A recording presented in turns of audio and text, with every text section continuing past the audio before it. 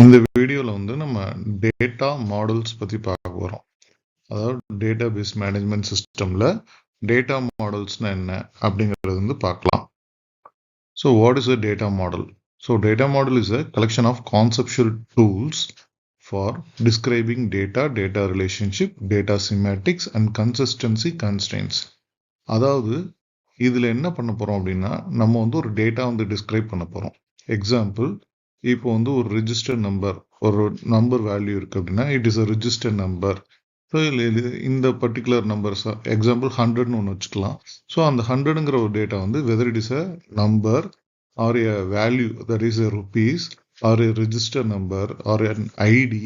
So என்ன அது ஒரு ஃபோன் நம்பரா என்ன அப்படிங்கிறது வந்து நம்ம டிஸ்கிரைப் பண்ணோம். சரிங்களா?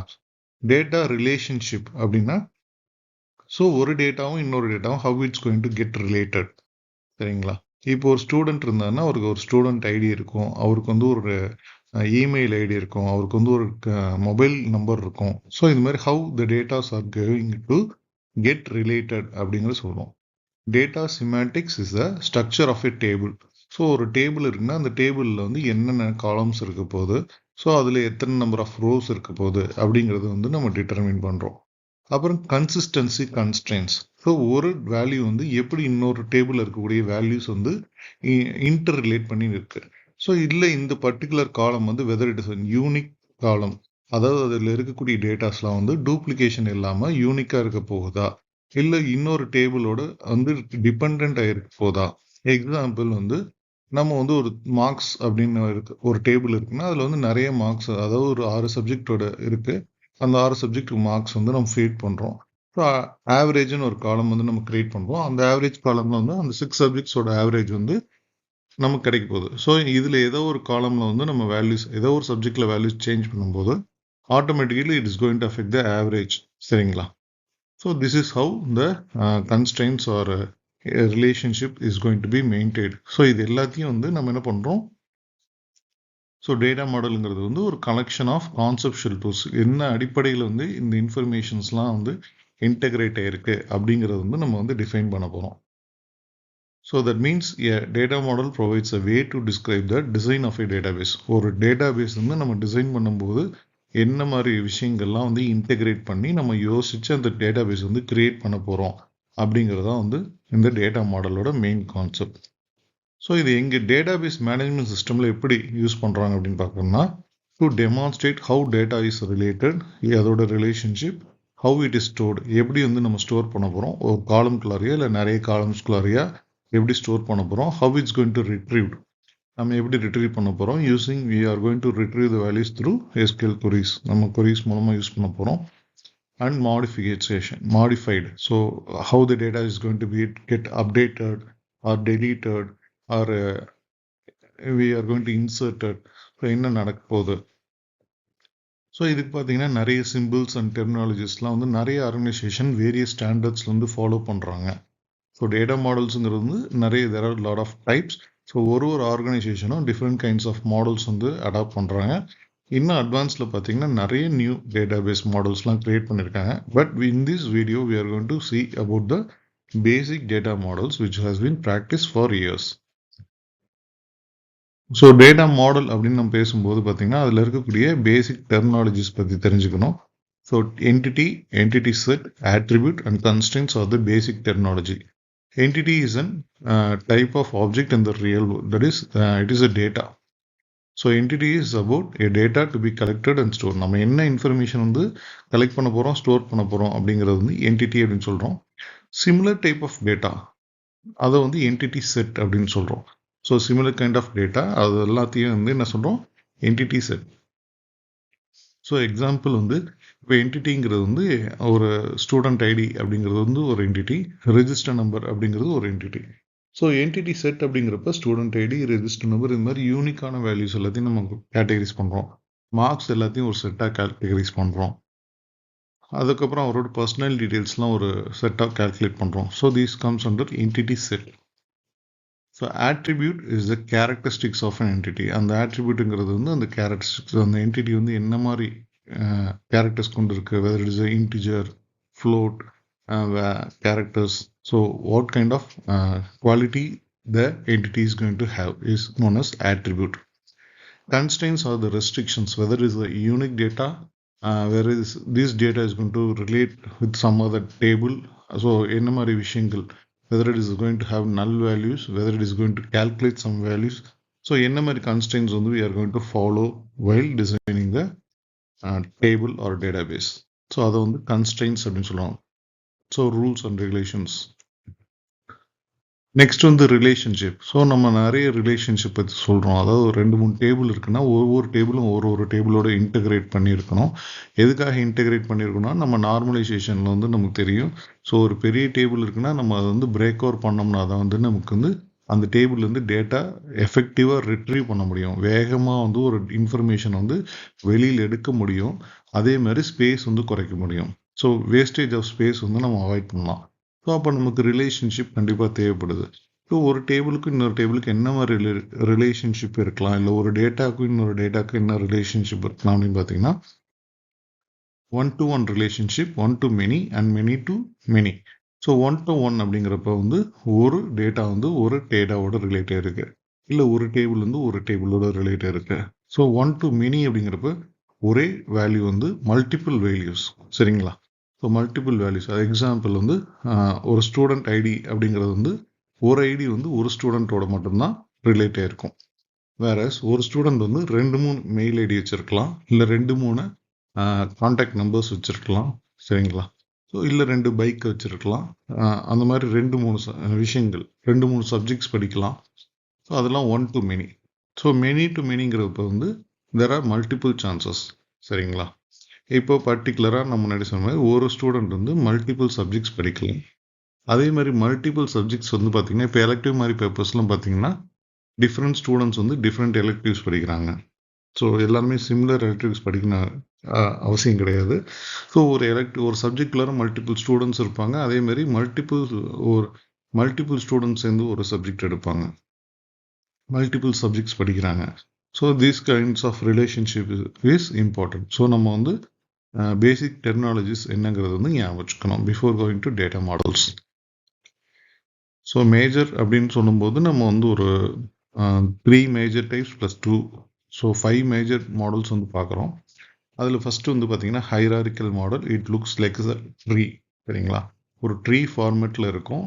ஸோ இது என்ன பண்ணும் அப்படின்னா it has a parent. So இதில் வந்து ஒரு பேரண்ட் ஸ்ட்ரக்சரில் இருக்கும். ஸோ பேரண்ட் இருக்கும், அந்த பேரண்ட் கீழே வந்து நிறைய சப் சைல்ட்ஸ் இருக்கும்.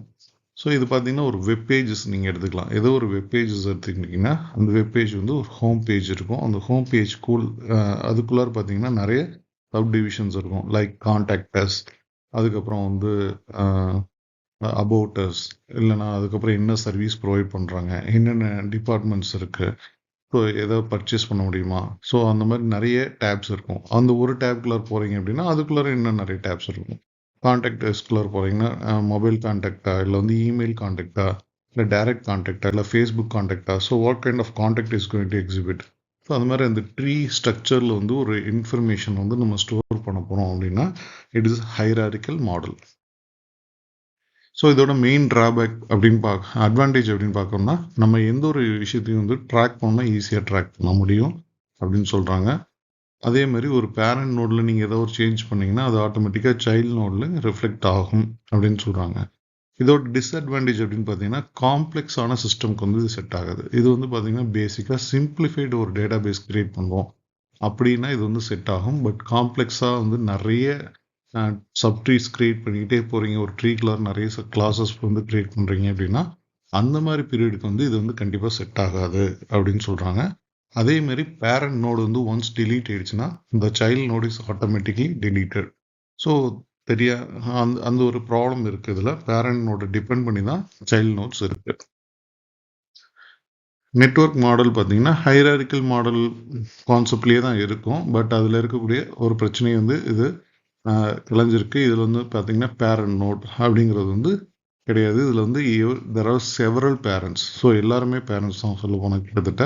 ஸோ ஒரு நோடு நீங்கள் டெலிட் பண்ணிங்கனாலும் it's not going to affect the structure. It is like a networking model. Networks பார்த்தீங்கன்னா நிறைய காம்பினேஷன்ஸ் நோட்ஸ் இருக்கும். அந்த நோட்ஸை சுற்றி நிறைய வேஸ் ஆஃப் காம்பினேஷன்ஸ் இருக்கும். ஸோ எந்த டேட்டா வேணால் எதை வேணால் ரிலேட் பண்ணியிருக்கலாம். சரிங்களா? எக்ஸாம்பிள் இங்கே வந்து ஸ்டூடெண்ட்னு ஒருத்தவங்க அவர் வந்து ஒரு டிபார்ட்மெண்ட் பேஸ் பண்ணியிருக்காரு. அவர் லைப்ரரிக்கும் அவருக்கு அக்கௌண்ட் இருக்குது, டிபார்ட்மெண்ட்டில் அவருக்கு ஒரு ரெஜிஸ்டர் நம்பர் இருக்குது. இன்கேஸ் வந்து வேறு ஏதாவது கிளப்ஸில் இருந்தாலும் அங்கே ஒரு ஐடென்டிட்டி இருக்கும். இது எல்லாமே எது கீழே வருது பார்த்தீங்கன்னா எல்லாமே காலேஜ்குள்ளே தான் இருக்குது. ஸோ இது மாதிரி வந்து நெட்வொர்க் மாடல் வந்து யூ கேன் டிஃபைன் இட். இதில் பார்த்தீங்கன்னா அதே மாதிரி அட்வான்டேஜஸ் இருக்குது. இது வந்து ஹையரார்க்கியல் விட கம்பேர் பண்ணும்போது பெட்டராக இருக்குது. அதே மாதிரி பேரண்ட் சைல்டு ரிலேஷன்ஷிப் வந்து கனெக்ஷன் வந்து we can be mirror duplication பண்ண முடியும் ஈஸியாக. டிஸ்அட்வான்டேஜ் அப்படின்னு பார்க்கும்போது இது வந்து ஒரு லெவலுக்கு மேலே நீங்கள் நிறைய டேட்டா ஆட் பண்ணும்போது த சிஸ்டம் கெட்ஸ் காம்ப்ளிகேட்டட். அதை வந்து நம்ம வந்து திரும்ப வந்து சிம்பிளிஃபை பண்ணுறதோ இல்லை ரீடைன் பண்ணுறதோ கஷ்டமாக இருக்கும். அதே மாதிரி நிறைய மேனிப்புலேஷன்ஸ் பண்ணுறது, அப்டேஷன் பண்ணுறது, டெலீட் பண்ணுறது, இன்சர்ஷன் பண்ணுறதும் சில நேரங்களில் காம்ப்ளிகேட்டட் சிஸ்டமில் டிஃபிகல்ட்டாக இருக்கும். அடுத்து வந்து ER model, entity relationship model, which is a diagrammatic model. So இதில் என்டிட்டின்னு ஒரு டெர்மினாலஜி இருக்குது, ரிலேஷன்ஷிப்னு ஒரு டெர்மினாலஜி இருக்குது. ஸோ ஒவ்வொரு என்டிட்டிக்கும் என்ன ரிலேஷன்ஷிப் இருக்குது, அதாவது ஒரு டேபிளுக்கும் இன்னொரு டேபிளுக்கு என்ன ரிலேஷன்ஷிப் இருக்குது, ஸோ அந்த டேபிளுக்குள்ளார வந்து என்னென்ன என்டிட்டிஸ் இருக்குது அப்படிங்கிற எல்லாத்தையும் டிஃபைன் பண்ணுறது. இது வந்து ஒரு டயக்ராமேட்டிக் மோடில் வந்து நம்ம ரெப்ரசன்ட் பண்ணுறோம். ஸோ டயக்ராம் அப்படின்னு சொல்லும்போது இட் இஸ் சிம்பிள். அப்புறம் வந்து ஒரு டயக்ராமாக நீங்கள் வரைஞ்சி ஒரு விஷயத்தை கன்வே பண்ணும்போது வில் பி எஃபெக்டிவ். அண்டு இந்த மாடல் வந்து நீங்கள் வந்து ஒரு டேபிள் கிரியேட் பண்ணும்போது it can be easily converted into a table structure. So நம்ம ஏதாவது சேஞ்சஸ் நடந்துச்சுனாலும் easily where the changes has occurred அப்படிங்கிறது வந்து we can easily understand. And அது மூலமாக வந்து நம்ம அந்த பர்டிகுலர் சேஞ்சஸ் வந்து எக்ஸிபிட் பண்ணலாம். டிஸ்அட்வான்டேஜ் பார்த்தீங்க அப்படின்னா ஒரு இண்டஸ்ட்ரீஸும் different kind of standards follow பண்ணுறாங்க, different kinds of notations follow பண்ணுறாங்க. It's mean it is not uniformly followed through the Globe. So எல்லா இடத்துலையும் ஒரே மாதிரி ஃபார்ம் பண்ணலை. அதே மாதிரி சில hidden informations R can be stored இந்த ஏஆர் மாடல். ஸோ அது வந்து பார்த்தீங்க அப்படின்னா இன்னொருத்தர் வந்து இந்த மாடல் பேஸ் பண்ணி டெவலப் பண்ணும்போது அவருக்கு வந்து இந்த ஃபுல் ஸ்ட்ரக்சர் தெரியறதுக்கான வாய்ப்புகள் சில நேரத்தில் மிஸ் ஆகலாம். ஸோ அதை வந்து மெயின் பண்ணுறாங்க. ரிலேஷனல் மாடல் இது பார்த்தீங்க அப்படின்னா ஒரு டேபிளும் இன்னொரு டேபிளும் how it's going to get related. இங்கே வந்து சிம்பிளாக 2 டேபிள் இருக்குது. ஒன்று வந்து பார்த்தீங்கன்னா ஸ்டூடெண்ட் டேபிள், அவரோட ஸ்டூடெண்ட் பற்றின டீட்டெயில்ஸ் இருக்குது, ID, name and age. Another table is subject. So என்னென்ன சப்ஜெக்ட்ஸ் இருக்குது, அந்த சப்ஜெக்டோட நேம் என்ன, அது யார் வந்து லெக்சர் கொடுக்குறாங்க. ஸோ இது இப்போ வந்து இந்த பர்டிகுலர் ஸ்டூடெண்ட்ஸ் வந்து எந்த சப்ஜெக்ட் படிக்கிறாங்க அப்படிங்கிறப்ப we are going to create a third table where student ID, என்ன சப்ஜெக்ட் படிக்கிறாங்க, subject ID and how much marks they scored in that particular subject. So இது பார்த்தீங்கன்னா இந்த 2 டேபிளுமே பார்த்தீங்கன்னா டிபெண்ட் பண்ணி தான் அந்த தேர்ட் டேபிள் வந்து கிரியேட் பண்ணியிருக்காங்க. This is how the relation model exhibits. It has some advantages. It is simple compared with network and hierarchical. It is scalable, that is it can be measured. இது வந்து ஈஸியாக measure பண்ண முடியும். Scalable means it can be easily measured and it can have as many number of rows. எவ்வளோ rose வேணால் இதில் add பண்ணிகிட்டே போகலாம். அதே மாதிரி ஸ்ட்ரக்சரல் இண்டிபெண்டன்ஸ் இருக்குது. நமக்கு வந்து ஸ்ட்ரக்சரில் வந்து ஏதாவது சேஞ்சஸ் வேணும், ஒரு காலம் திடீர்னு ஆட் பண்ணணும், இல்லை டெலீட் பண்ணணும், வேல்யூஸ் வந்து இன்சர்ட் பண்ணணும், வேல்யூஸை டெலீட் பண்ணணும் அப்படின்னா we can easily do that. It won't disturb any other data. அப்புறம் இதோட டிஸ்அட்வான்டேஜ் அப்படின்னு பார்த்தீங்கன்னா ஹார்ட்வேர் ஓவர் ஹெட், அதாவது காம்ப்ளெக்சிட்டிஸ் வந்து ரொம்ப ஈஸியாக ஃபார்ம் ஆகிறதுக்கு வாய்ப்பு இருக்குது. சில நேரத்தில் உங்கள் டிசைன் தப்பாக இருந்தது அப்படின்னா அப்போ டேட்டா ஸ்டோர் பண்ணி ரிட்ரீவ் பண்ணுறது கஷ்டமாயிடும். அதாவது முக்கியமாக உங்களோட ரிலேஷன்ஷிப் வந்து நீங்கள் கிளியராக டிஃபைன் பண்ணலை. எந்த டேபிளில் வந்து நம்ம என்ன டேபிளோட ரிலேட் பண்ணுறோம், இல்லை ஒரே டேபிள் வந்து 3-4 டேபிள்ஸ் வந்து இன்டெகிரேட் பண்ணியிருக்கு அப்படின்னா அந்த வேல்யூ டிபெண்ட் ஆகிருக்க வேல்யூஸ் வந்து இட் மீல் அஃபெக்ட். சரிங்களா? ஏதோ ஒரு இடத்துல நீங்கள் வந்து ஒரு வேல்யூ சேஞ்ச் பண்ணிங்கன்னா அது மற்ற டேபிளும் ரிஃப்ளெக்ட் பண்ணும். ஸோ அதையும் வந்து நீங்கள் கவனத்தில் வச்சுருக்கணும்.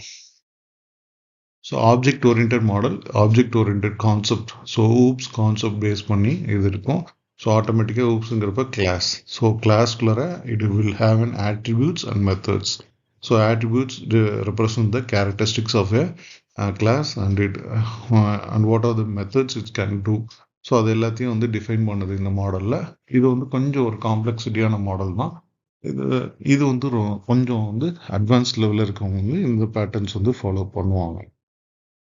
ஸோ இது மெயினாக பார்த்தீங்க அப்படின்னா மல்டிமீடியா டேட்டா பேசஸ், ஸோ அந்த இடத்துல வந்து யூஸ் பண்ணுறாங்க.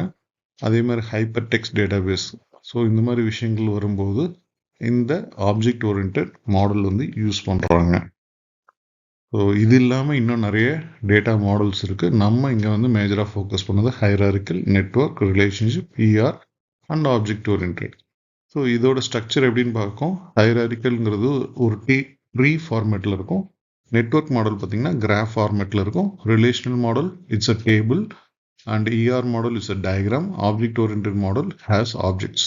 ஸோ இதோட எக்ஸாம்பிள்ஸ் அப்படின்னு பார்க்கும்போது ஹைராரிக்கல் மாடலுக்கு வந்து ஒரு வெப்பேஜ் ஞாபகம் வச்சுக்கலாம், XML.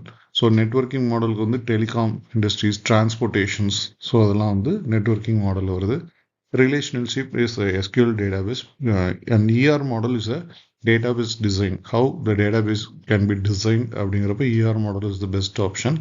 And object oriented, for object oriented databasesக்கு வந்து யூஸ்ஃபுல்லாக இருக்கும். இது இல்லாமல் document model, key value model, column family, graph model, இது மாதிரி இன்னும் நிறைய மாடல்ஸ் வந்து மார்க்கெட்டில் அவைலபிளாக இருக்குது. So this is all about the data models. So we have to remember the hierarchical, network, relationship, ER and object oriented model, which are the basic models which are used in the major areas. Thank you.